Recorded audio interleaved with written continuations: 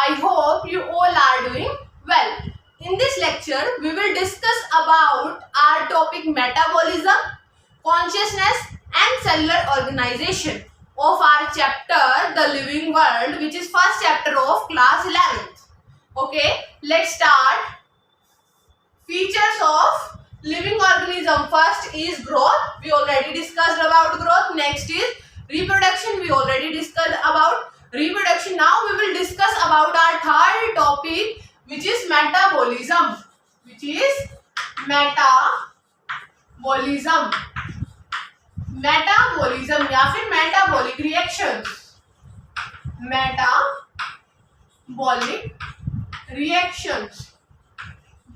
In this metabolism, we consider all the metabolic reactions. That means metabolism is the sum of all vital reactions occurs in our body. Metabolism, it is the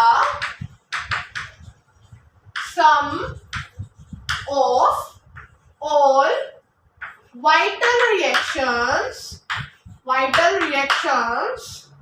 occurs in our body.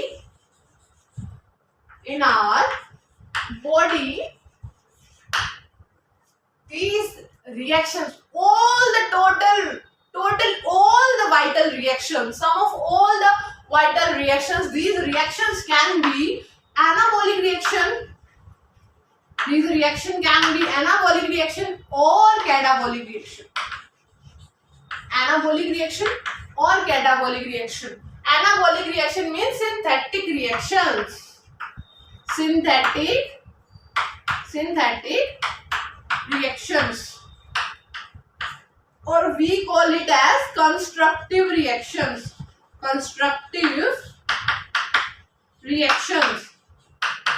In case of catabolic reaction, we call it as destructive reactions.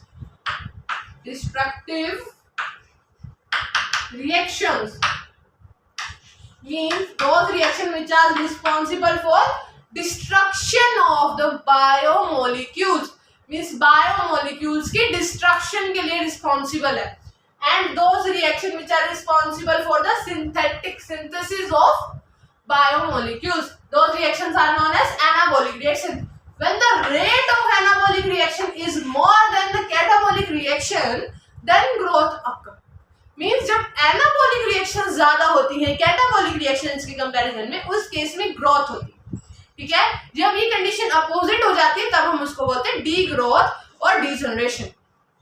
Okay, this is metabolic reactions, sum of all the reactions means this as well as these.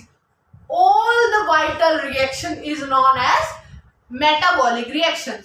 Now, if we discuss in vitro means in our lab.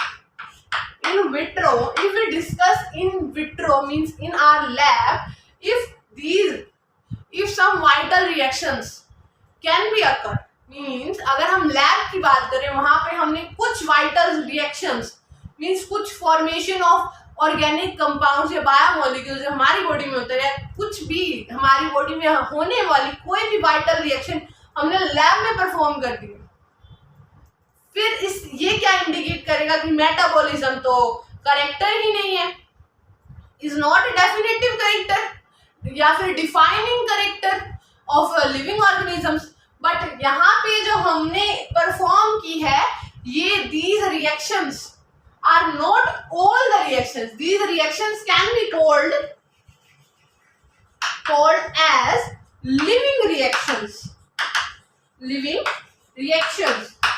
Means जो lab में perform की है हमने reactions, वो कुछ reactions होंगी और वो कुछ रिएक्शंस डेफिनेटली एक करेक्टर है जो लिविंग ऑर्गेनिजम्स में होती हैं. वो लिविंग ऑर्गेनिजम्स में होने वाली रिएक्शंस है, इसीलिए हम उनको लिविंग रिएक्शंस कहेंगे. ठीक है, इसीलिए हम उनको लिविंग रिएक्शंस कहेंगे. ये लिविंग रिएक्शंस, कुछ रिएक्शंस ही हम लैब में परफॉर्म कर सकते हैं. सभी रिएक्शन जो हमारी बॉडी में होती हैं वो हम लैब में परफॉर्म नहीं कर सकते हैं, और वो सभी reaction, sum of all the reactions in known as metabolism. Means lab में मेटाबॉलिक रिएक्शंस परफॉर्म नहीं कर सकते. मेटाबॉलिक रिएक्शन मींस सारी रिएक्शंस कलेक्टिवली परफॉर्म नहीं कर सकते, उनमें से कुछ रिएक्शंस परफॉर्म कर सकते हैं. That's why we call it as living reactions, not metabolic reactions. That's why metabolism is the defining feature of living organisms. Metabolism is the sum of all the vital reactions occur in our body. Can be constructive, can be destructive. Okay, includes both. Metabolism में सारी reactions include होती हैं, anabolic as well as catabolic. ठीक है, हमारी body में anabolic reactions भी होती हैं, catabolic reactions भी होती हैं. लेकिन in vitro we can perform only some of them reactions. हम उनमें से सिर्फ और सिर्फ कुछ ही reactions को perform कर सकते हैं. That's why we call it as living reactions, not metabolic reactions. That's why we call it as metabolism is a defining feature of, a definitive feature of living organisms. After this, we will study about cellular organization and consciousness. Now we will discuss about cellular organization, another definitive feature of living organism. Cellular organization. Cellular organization. It is a definitive feature. You all know our body is made up of cell, and cell is the definitive character of living organism. हमारी body cell से बनी है, और cell सिर्फ और सिर्फ living organisms में present हो सकता है. नॉन लिविंग ऑर्गेनिजम्स में सेल प्रेजेंट नहीं हो सकते हैं. ठीक है, और हमारी बॉडी देखो, हम अगर जनरली बात करें तो सबसे स्मॉलेस्ट जो पार्टिकल है वो क्या है? एटम. एटम है. एटम से क्या बनते हैं? मॉलिक्यूल्स बनते हैं. और बिना मॉलिक्यूल्स की कोऑर्डिनेशन के सेल ऑर्गेनल्स नहीं बन सकते. मॉलिक्यूल से क्या बनते हैं? Cell organelles. Cell organelles obviously किसमें प्रेजेंट होते हैं? लिविंग ऑर्गेनिजम्स में प्रेजेंट होते हैं, बट इंडिपेंडेंटली सर्वाइव नहीं कर सकते. दैट्स व्हाई हम इनको अलग से कंसीडर नहीं करते. ठीक है, और इन सेल ऑर्गेनल्स की कलेक्टिवली क्या बनाती हैं? सेल बनाती हैं. और ये सेल जो है ये सिर्फ और सिर्फ लिविंग ऑर्गेनिजम्स में ही प्रेजेंट होता है. That's why cell is a definitive feature of living organism. और किसकी कोऑर्डिनेशन से बना है? सेल ऑर्गेनल्स की कोऑर्डिनेशन से बनता है. ठीक है, मींस उस सेल के अंदर जितनी भी सेल ऑर्गेनल से कोऑर्डिनेट करके फंक्शन परफॉर्म करती है.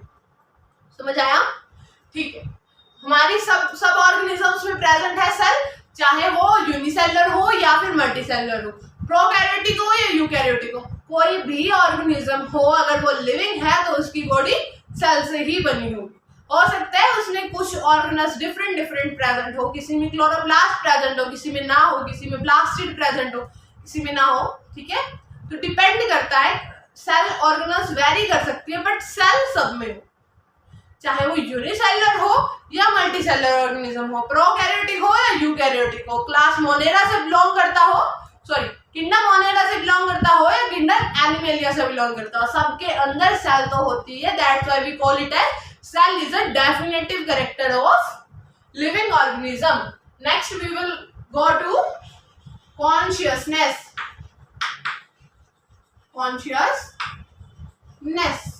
Consciousness is a character of living organism in which organism respond towards or conscious towards the environment. Means ये एक ऐसा करेक्टर है जिसके अंदर ऑर्गेनिज्म अपने एनवायरनमेंट के टुवार्ड्स कॉन्शियस होता है. मीन्स उसके टुवार्ड्स मूवमेंट करता है, मीन्स रिस्पॉन्स करता है, या जो एनवायरनमेंट है उसके टुवार्ड्स कॉन्शियस होता है. कैसे कैसे हो सकता है? फॉर एग्जाम्पल, बहुत सारे एग्जाम्पल है. टेम्परेचर, लाइट, एनवायरनमेंट में न्यूमरस फैक्टर्स प्रेजेंट है जिसपे हमारी बॉडी डिपेंड करती है. हम उसके टुवार्ड्स कॉन्शियस. ठीक है, those characters can be in case of plant, if we study about plant, in case of plant one is photoperiodism.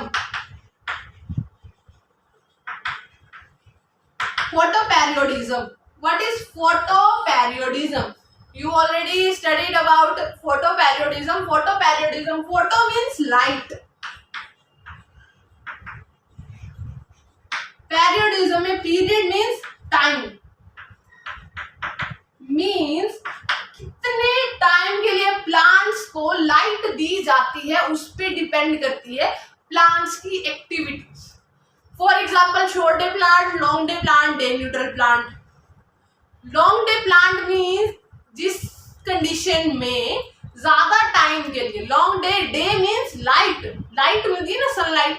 Long day plant means जिसमें ज्यादा टाइम के लिए हम मीन्स ज्यादा टाइम के लिए उनको सनलाइट प्रोवाइड की जाती है. शॉर्ट डे मीन्स दिन में कम टाइम के लिए प्रोवाइड की जाती है. शॉर्ट डे का एग्जांपल है winter season and long day का एग्जांपल है समर सीजन. मीन्स ऐसे प्लांट जो समर सीजन में ग्रो करते हैं वो किस पे डिपेंड कर रहे हैं, लॉन्ग डे प्लांट पे, वो लॉन्ग डे प्लांट है. और ऐसे जो विंटर सीजन में ग्रो करते हैं वो शॉर्ट डे प्लांट है. दैट मीन्स ये कि क्या करेक्टर है, किसके टुवार्ड्स कॉन्शियस है, एनवायरमेंट के टुवार्ड्स मीन्स लाइट के टुवार्ड्स. इस करेक्टर को बोलते हैं फोटोपेरियोडिज्म. इसके अलावा भी बहुत सारे करेक्टर है. For example if you talk about amoeba, you already studied about nutrition in amoeba. Nutrition in amoeba means suppose here is a food particle. Suppose here is a food particle. Now what will amoeba do? अब अमोइबा क्या करेगी, अमोइबा में जो cytoplasm है, means यहाँ पे cytoplasm है, ठीक है, अमोइबा पुश करेगी साइटोप्लाज्म को इसके टुवार्ड्स. तो पुश करके क्या बना देगी, यहाँ दो सूडोपोडिया बना देगी. यहाँ दो सूडोपोडिया बना देंगे और वो सूडोपोडिया इसके टुवार्ड्स मूवमेंट करेंगे, फिर इस फूड को कैप्चर करने में हेल्प करेंगे. तो यहाँ पे तो हमें पता है कि अमोइबा टुवार्ड्स मूवमेंट कर रही है फूड पार्टिकल के. कुछ ऐसे फैक्टर्स भी हो सकते हैं जो इसके लिए हार्मफुल हो, उस कंडीशन में उसे अवे मूवमेंट करेगी. Means amoeba is a unicellular organism, still it is conscious about their environment. चाहे उसके टुवार्ड्स मूवमेंट करनी हो या अवे मूवमेंट करनी हो, ये उसके लिए कॉन्शियस है. और कैसे कॉन्शियस है, इसके पास वेल डेवलप्ड नर्वस सिस्टम तो प्रेजेंट नहीं है. दैट मीन्स उसकी बॉडी के अंदर कुछ ऐसे केमिकल्स रिलीज होते हैं जो इसको सिग्नल्स प्रोवाइड करते हैं कि टुवर्ड द मूवमेंट करनी है या फिर अवे द मूवमेंट करनी है. मीन्स कॉन्शियसनेस सब में प्रेजेंट है. We are conscious about our environment. Now we will study one more topic about self consciousness. Self consciousness means environment के टुवर्ड्स कॉन्शियस होना एज वेल एज अपनी body के towards. Means stimuli के against response करना. ठीक है, हमारी body stimuli के अगेंस्ट रिस्पॉन्स करती है और हो सकता है उससे एनवायरनमेंट के कुछ फैक्टर्स भी चेंज हो जाए. समझ आया? मीन्स हमारी बॉडी एक्टिव है, हमारी बॉडी खुद के ही लिए कॉन्शियस है, हमारी बॉडी खुद के लिए ही कॉन्शियस है. उस कंडीशन को सेल्फ कॉन्शियसनेस बोलते हैं. उस कंडीशन को हम क्या बोलते हैं, self consciousness. And remember, self consciousness is not present in other organisms. It is only present in us. That means human beings, we are advanced as compared to another organisms. That's why we have a special character of self consciousness. We are conscious about our own body. It is known as self consciousness. Okay, now one special headline is given in your NCERT book which says that if there is a person brain dead coma person, अगर यहाँ पे brain dead coma person है, क्या वो conscious है या नहीं है, क्या वो living होगा या non living होगा? क्योंकि मैंने बता दी consciousness is a definitive feature of living organism and self consciousness is not a definitive feature of living organism. Consciousness is the definitive feature, means सब living organism में consciousness present है और self consciousness सब में present नहीं होती है. कुछ advanced organisms होते हैं जिनमें वो present होती है. That's why this is not a definitive feature. अगर ये definitive feature होता means जिनके अंदर सेल्फ कॉन्शियसनेस नहीं होती वो नॉन लिविंग होते हैं, which is not possible. That's why self consciousness is not a definitive feature. If self consciousness is not a definitive feature, then if we study about a person, ठीक है, who is brain dead coma patient, okay, now what will we say? Mean अगर एक person है जिसका brain dead है, उसकी brain activity नहीं हो रही है, मीन्स वो रिस्पॉन्स नहीं दे सकता किसी भी एक्टिविटी के टुवार्ड्स, मीन्स वो रिस्पॉन्स नहीं कर सकता किसी भी एक्टिविटी के टुवार्ड्स, मीन्स उसके जो खुद के इंटरनल ऑर्गन्स है वो कोऑर्डिनेट करके रिस्पॉन्स नहीं कर पा रहे, बट स्टिल ही इज और she is active towards their environment. That's why we can say he is conscious but not self conscious. Means वो लिविंग तो है, वो एनवायरमेंट के टुवर्ड्स कॉन्शियस तो है, बट सेल्फ कॉन्शियस नहीं है. सेल्फ कॉन्शियस नहीं है मीन्स खुद की बॉडी को कोऑर्डिनेट करके मूव नहीं कर पा रहे. ठीक है, that's why we call it as consciousness is a definitive feature. Means वो स्टिल वो कॉमा डेड ब्रेन पर्सन अभी भी कॉन्शियस है अपने एनवायरमेंट के लिए, दैट मीन्स वो लिविंग है बट सेल्फ कॉन्शियस नहीं है. सेल्फ कॉन्शियस नहीं है. ठीक है, उसके खिलाफ, उसके अगेंस्ट या फिर उसके फेवरेबल है या अनफेवरेबल है, डिपेंड करता है उसके रिस्पॉन्स पे. वो रिस्पॉन्स ही नहीं कर पा रहा है उस स्टिमुलाई के against. Okay, that's why self consciousness is not a definitive feature but consciousness is a definitive feature. All the body organs or all the body parts coordinates. That's why we perform our activity. If I am talking, my tongue is moving, my teeth, mouth, my eyes, brain is thinking. All these processes occur simultaneously, साथ साथ हो रहे हैं. सब processes, body की सब activities एक साथ परफॉर्म हो रही हैं और एक कोऑर्डिनेटिव मैनर में परफॉर्म हो रही है. ठीक है, जब तक ये परफॉर्म नहीं होंगी हमारी बॉडी मूव ही नहीं कर पाएगी. ठीक है, जो कोऑर्डिनेशन प्रेजेंट है वो मस्ट है, वो इम्पोर्टेंट है. ठीक है, तो now that's all for today.